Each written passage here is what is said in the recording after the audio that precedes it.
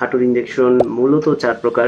কখন কোন ইনজেকশন দিবেন, আপনার ডক্টররা কোন ইনজেকশনে কত চার্জ নিচ্ছেন তা নিয়ে বিস্তারিত আলোচনা করছি। আসসালামু আলাইকুম। আজকে আমি হাঁটুর ইনজেকশন নিয়ে আলোচনা করব।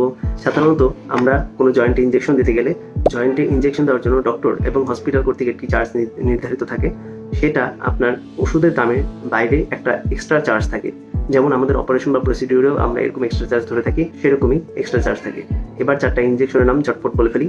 ইনজেকশন প্রথমটা হলো স্টেরয়েড ইনজেকশন, যেটি আপনাকে ব্যথানাশক বা ব্যথামুক্ত রাখবে 3 মাস থেকে 6 মাস পর্যন্ত। পরবর্তী ইনজেকশন হলো জেল ইনজেকশন, যেটি আপনার হাঁটুর ব্যথা মুক্ত রাখার সাথে সাথে আপনার হাঁটুর মোবিলিটিটাও বৃদ্ধি করবে, মানে হাঁটু ভাঁজ করতে আপনি আর একটু ভালো পারবেন। 3 নম্বর ইনজেকশন হলো পিআরপি ইনজেকশন, যেটি আপনার শরীরে রক্ত নিয়ে তৈরি করা হয়।